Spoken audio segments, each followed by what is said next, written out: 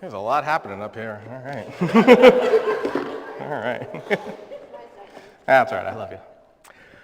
Oh, good morning, everybody. My name is Bryce Morita, and it is my privilege and my wife's privilege to be able to speak before you today. And you might be thinking, I just said that I have a wife, we're married, why are we speaking at a Singles Mingle weekend service? And part of that, I think, is because we love our singles ministry. They make up a very tight-knit, our social circle very much, so I think that is part of why they tapped us. They like us, we like them. But I will say, my personal journey with the singles ministry was kind of long and windy. I joined the church in the campus ministry, and at the time, our campus ministry's mentality was avoid the singles ministry at all cost. Whatever that meant, whether that was staying in college longer, whether that was trying to get into the teen ministry, it was whatever it took. And so despite not really having any experience with the singles ministry, I sort of adopted that mentality and was like, oh no, like I'm not doing well in school, what am I gonna do? And eventually even when I joined the singles ministry, this was out in San Diego, I was still very like, well, I'm here. I was very, not quite apathetic, but that's probably the easiest word to describe. It was like, I'm here, I'm attending, that's pretty much it. There wasn't a lot of giving my heart. And there was a time when I was in New Orleans, I was again part of the singles ministry, but I was in an odd situation where I was living in a volunteer shelter about 40 minutes to an hour away from everybody else. And there was just a lot of work going on. This was shortly after Hurricane Katrina. So my mentality wasn't anti-singles ministry, but it really wasn't ministry at all anyway. I was just really focused on the work, which really is its own story. And then finally, I moved to Charlotte, North Carolina. And, ooh, all right. And as I was preparing to move, I knew I'd be going into the singles ministry. And I thought about my history with the singles ministry. And I told myself, I do not want to go there with that same mentality that I've had. I want to go there and it's not a burden. I want to go there and enjoy it. I want to go there and make it better. And so even my biggest goal, even on top of that, was I had never really been connected to my ministry leader before. I'd never really had a relationship with them. And so I told myself, I'm going to get to know whoever's leading, and I'm going to become friends with them. I'm going to connect with them, and through that, I'm going to get to know more of the singles ministry. That's where I'm going to go. I'm going to start at the head and go from there. And that man ended up being by my side when I got married. That's the relationship I formed with him. And so I went from just wanting to have nothing to do with the singles ministry, that is a ministry that I felt very close to. That's a ministry that I got very passionate about. That's a ministry that I got very protective over. I didn't like it when there were certain questions asked of my single friends, questions that just didn't really need to be asked, questions that weren't intended to be discouraging, but with not a lot of thought could turn out to be discouraging. And it really bothered me when that happened. And so I got very defensive sometimes, maybe a little too much, but the singles ministry became very much a part of my heart. And part of that is probably because how I started out, I knew where my heart used to be. And so now, being here in Lehigh Valley, we are not in the singles ministry, but they make up a number of our friends. And not only that, I do want to shout out our Lehigh Valley singles. One, obviously, for planning this event.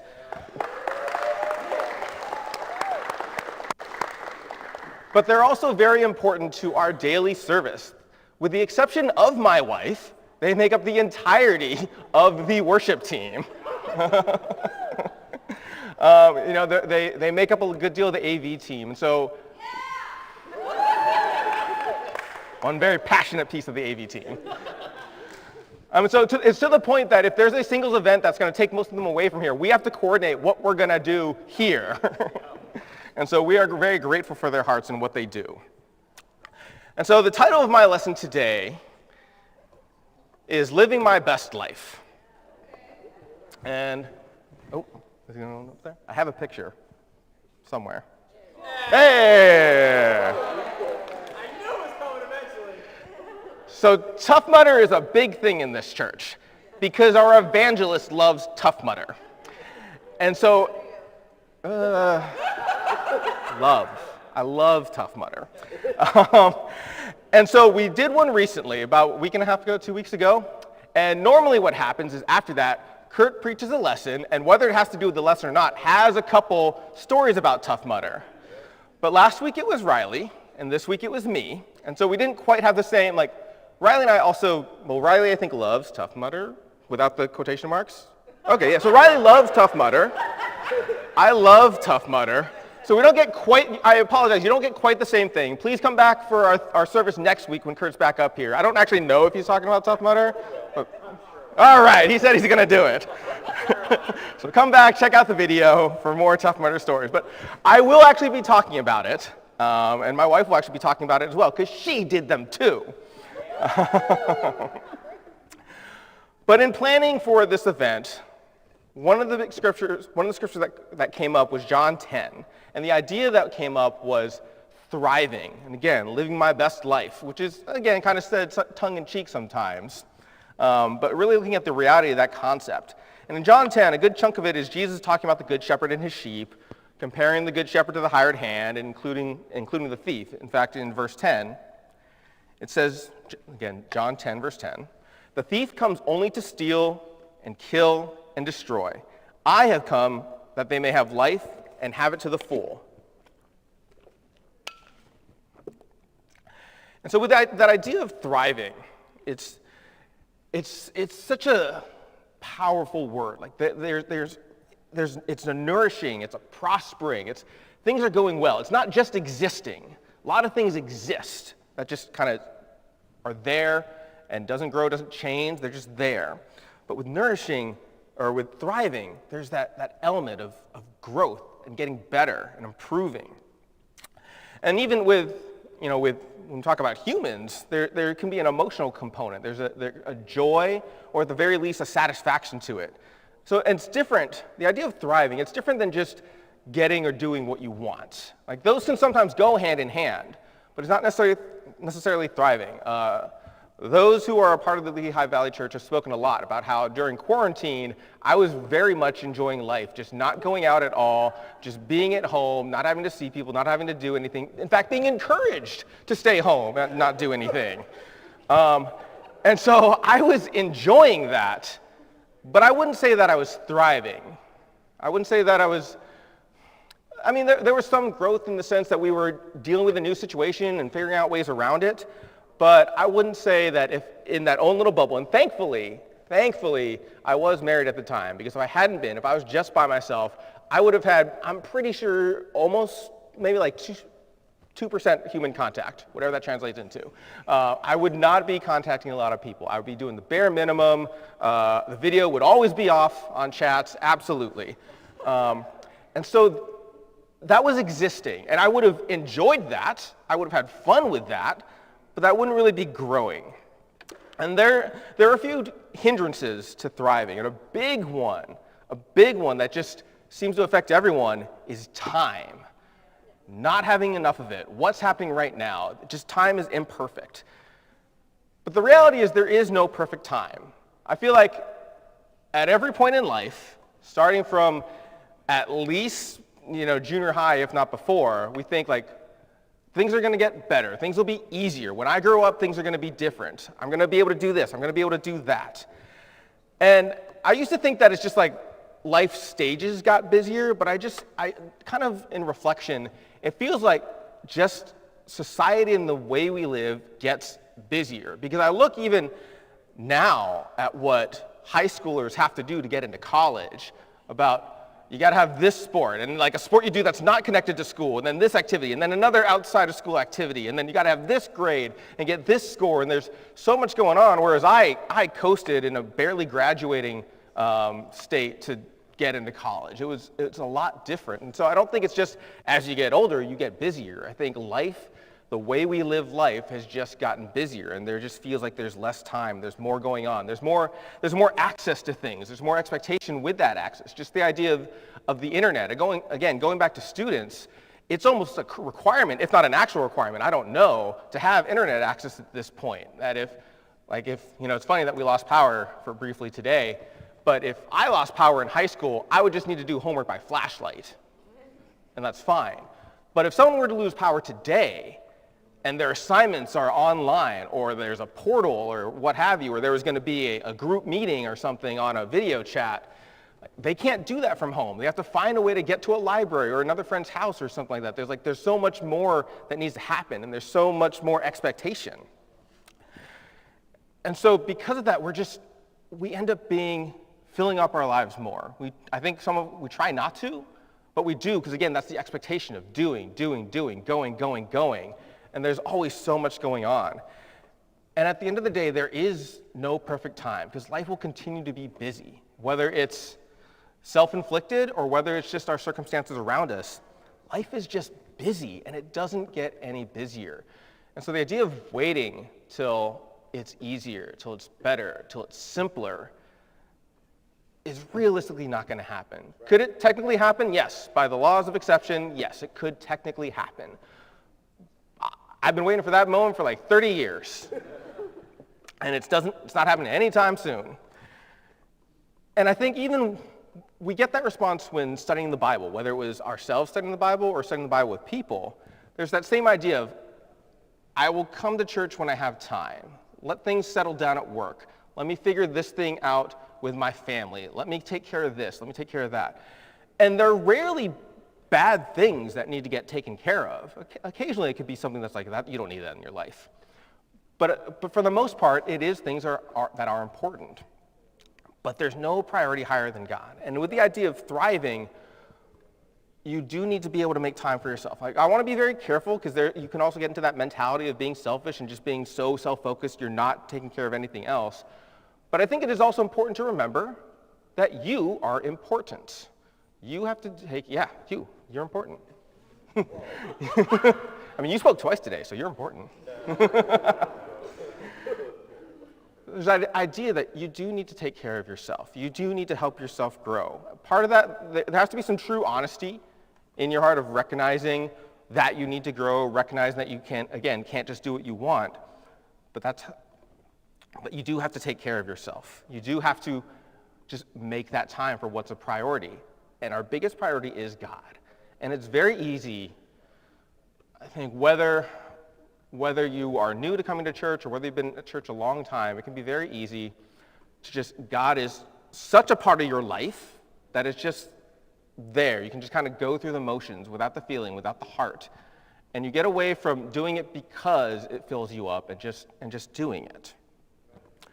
Another thing that can kind of affect our mentality is the idea of why we do things, like avoiding consequences versus considering the benefits. And that's a lot of syllables to say, thinking about why we obey the speed limit for those that do. Yeah, I've seen you. Do we obey the speed limit because we don't want to get a ticket? Or do we obey the speed limit because that is the law, because that is what's safe? Why do we do things? When we're becoming disciples and changing our lives, are we just doing things because we're afraid of the consequences? We're afraid of getting talked to. We're afraid of being called out.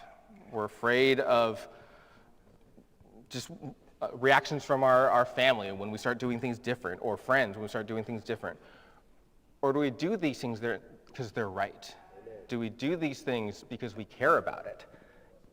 You know, I think about the fact that it's become so second nature to spend my Sunday mornings at church, to get here early to do things. Like, that's just the norm, and I don't do it because I'm going to get in trouble if I don't. I don't know if I would, but I do it because I want to be here. It helps me to grow. Amen. And as much as I like the idea of solitude and isolation, it does help me to be around people. It does help me to grow and be better. So why do we do these things? Is it about the rules? Is it about just because we're supposed to? Or is it about the intention that God has for our lives? Is it about that plan?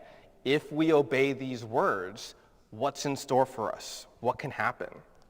And I'm not going to go too deeply into this, but even the idea, one of the biggest hindrances is just ourselves. We get in our own heads so easily and so quickly. We talk ourselves out of things under the guise of being cautious sometimes. We tell ourselves we can't do this. This is not the time. This is not the place. We can get in our own way. We can hold ourselves back from really experiencing what there is to experience in life.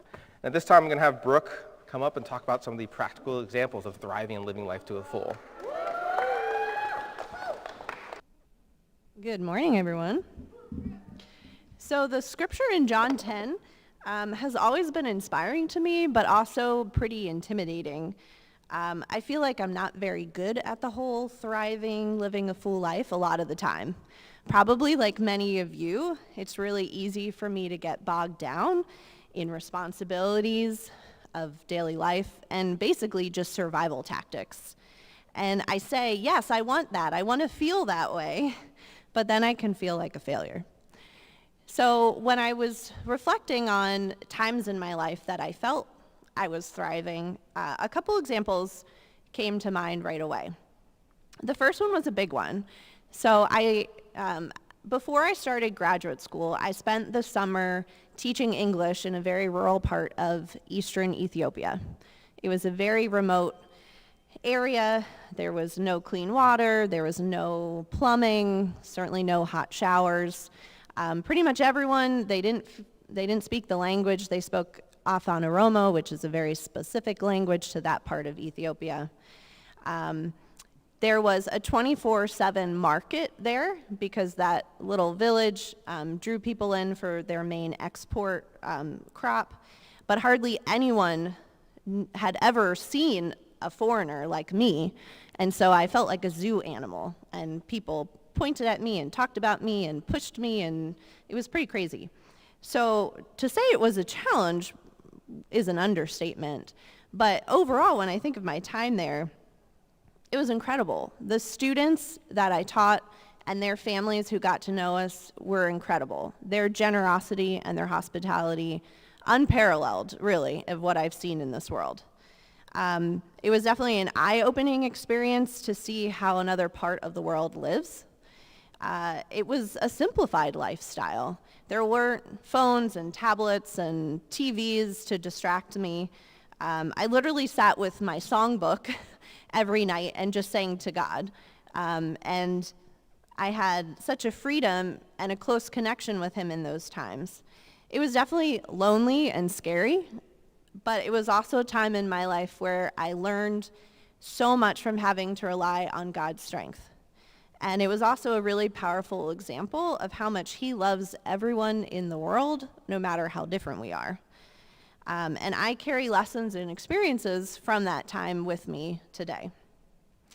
The second example I thought of is Tough Mudder. And again, I don't want to belabor this point because much of the Lehigh Valley, we have, if you haven't noticed, we have a faction here that's mildly obsessed with Tough Mudder.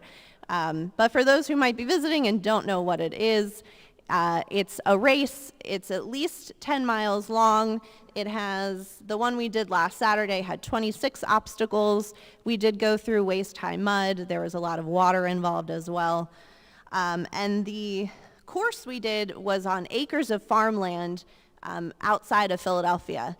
And it was beautiful, but it was literally filled with more hills than you can possibly imagine. Literally every turn led you, and you're like, oh, here's another hill to run up.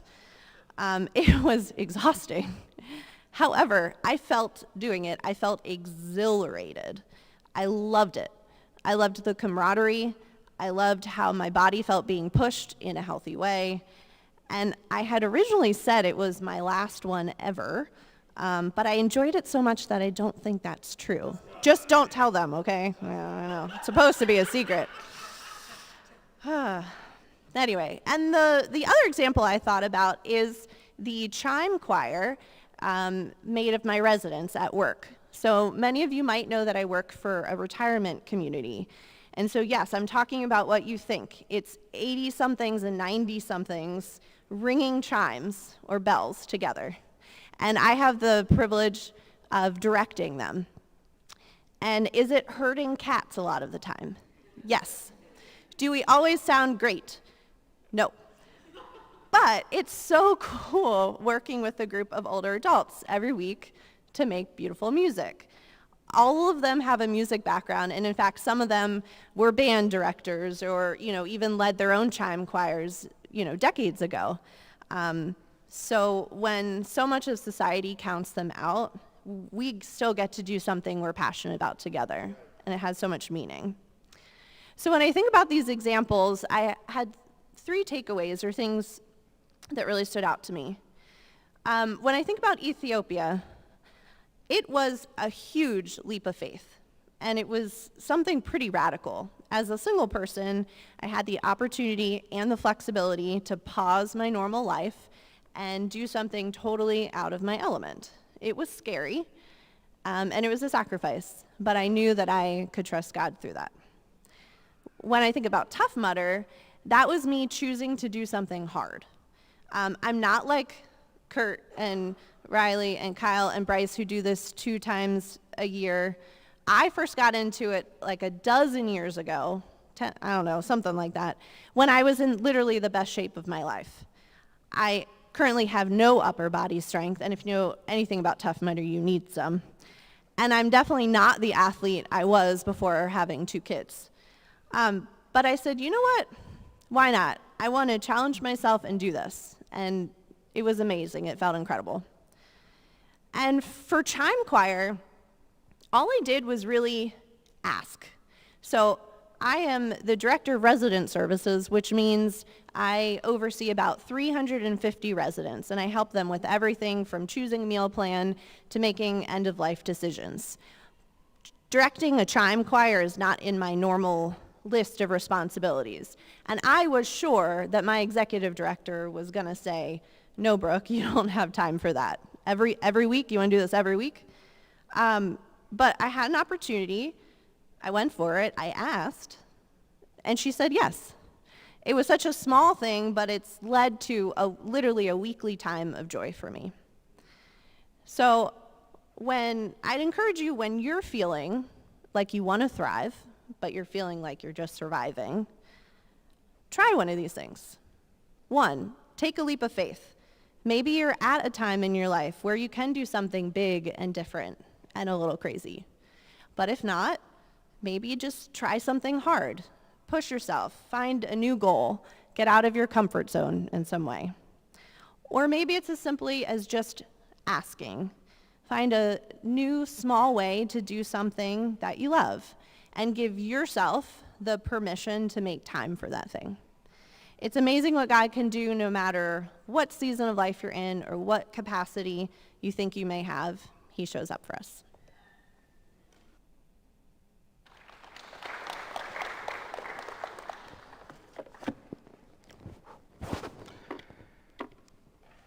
And so we think about, what does it mean to thrive? How does it look to thrive? And truthfully, that's going to look different for everyone. We're all very different people, and exactly what to do and exactly how it feels is going to be different. It's not a simple answer. You don't necessarily have to go to Ethiopia or do a Tough Mudder or start a chime choir at work. That could be fun. But I do think all those things involve an interesting combination of trusting in God, but also having some agency and taking control. It's not just fully one or the other. You have to take a step of faith, but you have to take that step. Going back to Tough Mudder, I have a very complicated relationship with Tough Mudder, but it wasn't something that just randomly happened. I didn't go for a walk one day and just end up in the muddy hills of Coatesville. I paid the registration. We figured out the ride situation. I trained. I figured out what I was going to wear that day, what I was going to wear out. There was intention with it. I didn't just accidentally do it. I made that decision, and I will say, it even stemmed from Brooke had done it. I felt a little insecure, oh, she did one, and I haven't done one.